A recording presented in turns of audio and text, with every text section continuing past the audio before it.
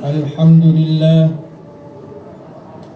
الحمد لله الذي أنزل السكينة في قلوب المؤمنين ليزدادوا إيمانا مع إيمانهم. أشهد أن لا إله إلا الله وحده لا شريك له وأشهد أن محمدا عبده ورسوله لا نبي بعده. اللهم فصل وسلم وبارك على نبينا محمد مفتاح باب رحمة الله عدد ما في علم الله صلاة وسلاما دائمين بدوام ملك الله وعلى آله وأصحابه ومن تبعه ومن والاه لا حول ولا قوة إلا بالله. أما بعد فيا عباد الله أوصيكم وإياي بالتقوى الله فقد فاز من اتقى. وقال الله تعالى في كتابه الكريم يا أيها الذين آمنوا اتقوا الله حق تقاته ولا تموتن إلا وأنتم مسلمون. Hadirin jemaah salat Jumat Masjid Salahuddin, dalam kehidupan sehari kita memang kita diperintahkan untuk mencari nafkah. Talabul halal wajib bagi muslim. Mencari nafkah yang halal itu wajib. Sebagaimana Allah menyatakan dalam surah Al-Mulk ayat 15, "Walladzi ja'ala lakumul arda zalulan famshu fi manakibiha wa kulu min rizqihi wa ilaihi nusyur." Ialah Allah yang menjadikan bumi sebagai hamparan. Berjalanlah di permukaannya, makan dari rizki yang telah Allah berikan. Tapi ingat, wa ilaihin nusyur. Ketika proses mencari makan, mencari nafkah, ingat ada perhitungan, ada hisab. Wa ilaihin nusyur, dan kepada Allah kembali. Kita bakal dihisab, bakal ada catatan yang kita terima tentang apa yang kita perbuat di dunia, termasuk dalam hal mencari nafkah. Kita ingin punya ini, punya itu. Bahkan kalau yang kemarin pulang mudik itu, beberapa saudara tetangga terkadang mengukur kesuksesan itu dengan materi. Kadang ada yang dibandingkan gajinya, mobilnya, rumahnya, dan sebagainya. Kalau kita tidak memiliki kekuatan keimanan, itu termotivasi dengan motivasi yang jelek. Bagaimana nih supaya bisa punya penghasilan lebih? Bagaimana bisa kebeli ini, kebeli itu? Tapi Allah Subhanahu wa Ta'ala memberikan aturan. Silahkan makan, silahkan cari pekerjaan, silahkan kumpulkan harta, tapi dengan cara yang baik. Kata Allah, ya ayyuhalladzina amanu la ta'kulu amwalakum bainakum bil batil. Wahai orang-orang yang beriman,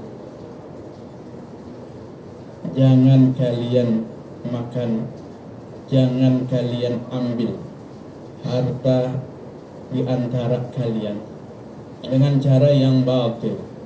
Cara yang batil tidak sesuai dengan aturan atau terselip dalam sesuatu yang halal. Makanya batala itu batal, rusak, hancur, tidak terpenuhi syarat. Caranya dia kerja, tapi terselip sesuatu yang tidak sesuai aturan. Maka mari kita renungkan lagi apa yang batil itu. Pertama, yang batil itu bentuknya menipu dalam hal jual beli, warisan, hutang, pendataan, dan lain sebagainya. Yang harusnya sekian kita buat jadi sekian, lalu kelebihannya buat kita, atau karena sesuatu minta dikurangi datanya dan sebagainya. Ini sesuatu yang tercela. Dalam hadis riwayat Imam Ibnu Hibban, Nabi sallallahu alaihi wasallam bersabda, "Man ghasyana falaysa minna." Siapa yang melakukan penipuan, falaysa minna, maka tidak termasuk golongan kami. Nabi mengancam tidak termasuk golongan umat Islam. Wal makru wal khida'u finnar. Orang yang berbuat makar, yang melakukan tipu daya, finnar, tempatnya neraka. Al-khida' memalsukan data. Al-khida' menipu yang jelek dibilang bagus. Kita punya usaha tambahan, jual beli online. Kalau yang jelek kita bilang bagus, atau kita tampilkan dalam gambar videonya yang bagus, ternyata dikirim yang jelek, itu kita telah melakukan penipuan. Meskipun terkadang orang menipunya secara tidak langsung, atau dia korban penipuan. Dia reseller, dia beli lagi ke orang, ke agen.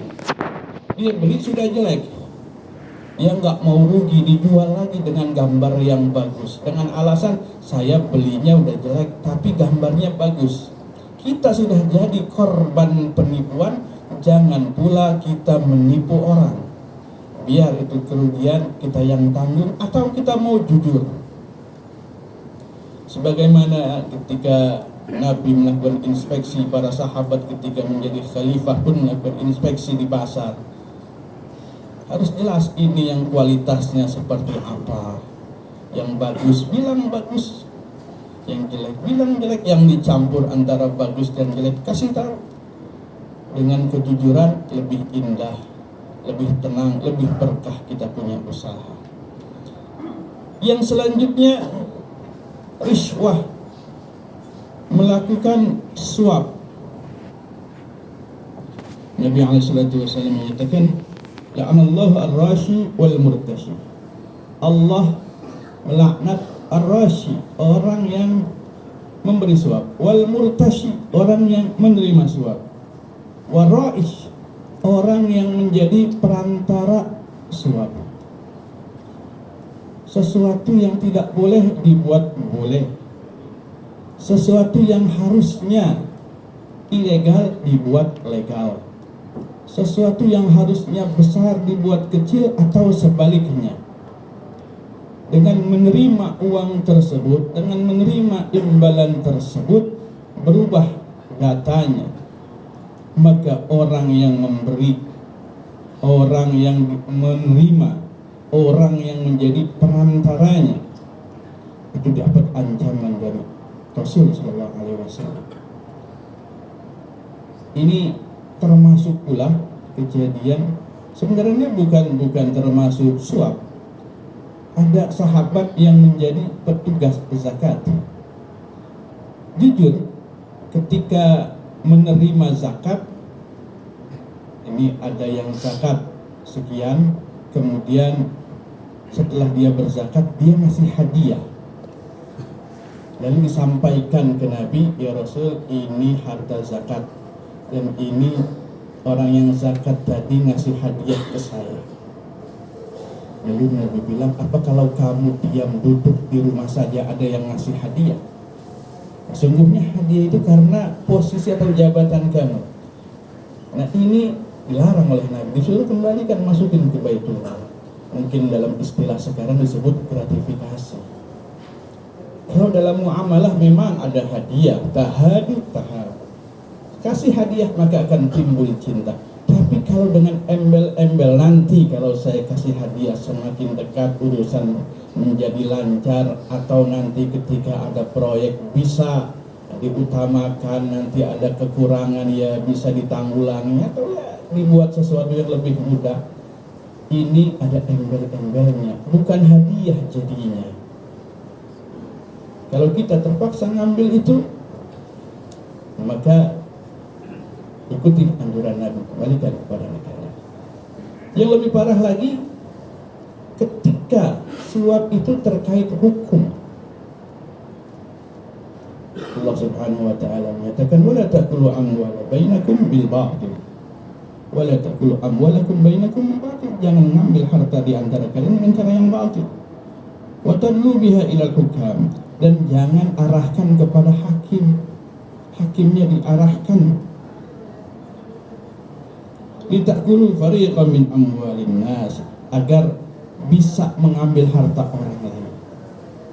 Harusnya bukan tanah saya, cuma bagaimana diproses itu bisa jadi tanah saya. Ini kejadian asbabun nuzulnya ketika di Madinah ada yang minta diadili, ternyata ini bukan tanah dia cuma punya bukti, padahal buktinya nggak kuat, hanya karena si pemilik ini nggak punya bukti kuat, padahal orang tahu ini punya dia. Ini kami di DMI pun sering sedih ketika melihat ada ahli waris dari satu masjid musola, ketika kakeknya mewakafkan itu belum dibuat surat, lalu dilihat lagi girik masih nama kakek saya, ibu bapaknya meninggal, kakeknya pun sudah wafat lebih dahulu. Kalau dijual menang dia, bawa ke pengadilan bisa, surat wakafnya nggak ada, girik masih nama kakeknya. Saksi yang menjadi ketika terjadi ikrar wakaf sudah pada wafat. Oh, ini di pengadilan menang, tapi ingat Allah Maha Jauh. Ini penekanan Allah yang Maha Jauh. Jadi suap menyuap dan sebagainya sesuatu yang batil. Yang ketiga, dengan cara mencuri, mengambil yang bukan haknya dalam lingkungan kerja, dalam kehidupan sehari-hari, ini perlu kita hindari. La'anallahu sariq yasrukul bayda. Allah melaknat seorang pencuri meskipun dia mencuri sebutir telur, ada hitungannya. Kalau dalam Islam itu ada istilah ghasab, ada istilah sariq. Kalau ghasab itu dia mencuri terang-terangan, dalam artian kita mau keluar sendal nggak ada, pakai sendal orang kita bawa pulang, itu terang-terangan ghasab. Kalau yang mencuri dia mengambil di tempat yang disembunyikan, namanya dia mencuri. Apapun bentuknya, ini sesuatu yang batil. Meskipun ada yang lebih hati-hati, minjem nggak ngomong, itu termasuk ghasab. Kita nggak tahu sendal kita ini ketukar sama yang mana, kita main bawa saja, ini mungkin sendal saya, padahal itu bukan sendal yang ketukar dengan dia. Karena kita tidak warak, masuk dalam hal ghasab, yang kita pakai haram. Ini perlu ditekankan sebagai bentuk sikap kehati-hatian kita. Yang terakhir, riba. Sesuatu yang memang dalam bisnis sekarang sudah menjadi kebiasaan. Bahkan untuk kebutuhan sehari-hari, banyak orang yang pinjam dengan cara online, istilahnya pinjol. Angkanya cukup tinggi, kasusnya makin banyak. Dan pinjol ini lebih bahaya karena ribanya itu bunga di atas bunga. Ada orang yang minjam 5 juta bisa jadi 50 juta. Dan ini sudah diberi penjelasan bayan dalam Quran. Ya ayyuhalladzina amanu la ta'kulu riba ad'afan mudha'afah. Wahai orang-orang yang beriman, jangan kau makan, kau ambil duit riba ad'afan mudha'afah, yang bunganya itu berlipat dan berlipat. Dia nggak mampu bayar 5 juta, dikasih pinjaman baru untuk membayar hutangnya yang 5 juta dengan bunga jadi 7 juta. Baru bayar 1 juta, masih ada 6 juta nggak mampu bayar, dikasih hutang baru 6 juta dengan tambahan bunga jadi 8 juta. Begitu dan begitu terus. Maka banyak kasus di masyarakat yang rumah disita gara-gara pinjaman online. Mudah, tinggal kirim KTP, foto wajah, kirim ke satu tempat lagi, beberapa tempat lagi, 10 juta, 10 juta, 10 tempat, habis dia punya usaha. Kalau kita mau berusaha, cari dengan cara yang baik. Kalau mau cara yang bagi hasil, silahkan diatur. Bagaimana saya punya modal syirkah dan sebagainya, diatur dengan cara yang baik. Ingin punya usaha, boleh, cuma jangan pakai cara yang batil. Dan kalau kita telah melakukan itu, ya Allah, mari sama-sama Mumpung di hari Jumat, momen yang baik untuk kita mohon ampun kepada Allah, mohon bimbingan arahan agar bisa menempuh jalan yang Allah ridai, diampuni segala salah dan khilaf kita. Amin ya rabbal alamin. Barakallahu li wa lakum fil Qur'anil azim wa nafa'ani wa iyyakum bima fihi minal ayati wa dzikril hakim. Aqulu qawli hadza astaghfirullahal azim li wa lakum wa lisa'iril mu'minina wal mu'minat wal muslimina wal muslimat fastaghfiruhu innahu huwal ghafurur rahim. Alhamdulillah. Alhamdulillahi rabbil alamin wal aqibatu lil muttaqin wala udwana illa 'alal zalimin. Asyhadu an la ilaha illallah al malikul haqqul mubin wa asyhadu anna muhammadar rasulullah shadiqul wa'dil amin. Allahumma salli wa sallim wa barik ala sayyidil mursalin sayyidina Muhammadin wa ala alihi wa ashabihi ajma'in, amma ba'd. Fa ya ibadallah, usikum wa iyaya bitaqwallah. Innallaha yuhibbul muttaqin.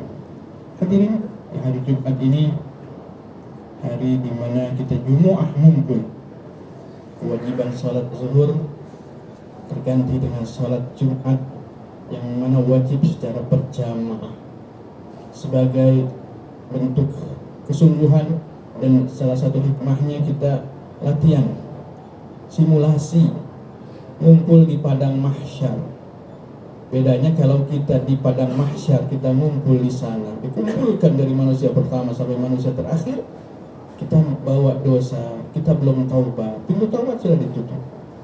Tapi kita berkumpul di tempat ini untuk melaksanakan salat Jumat. Kita sadar dosa kita banyak, khilaf kita berlimpah, kesalahan tak terhingga.